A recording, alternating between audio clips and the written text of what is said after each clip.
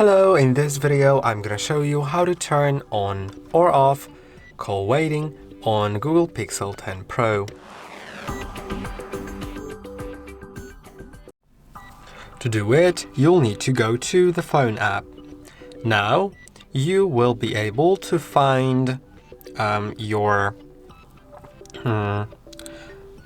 three lines in top left corner, go to settings, and now simply go to calling accounts. It's gonna be right here. Select the SIM card that you want to change the SIM that you want to change the setting for.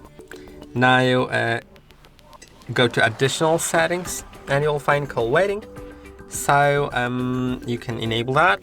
And now when you are on a call currently, it'll notify you about additional incoming call, and you'll be able to, you'll probably have like 3 buttons to just decline that new call, to end the current call and accept the new one, or to put the current call on hold and accept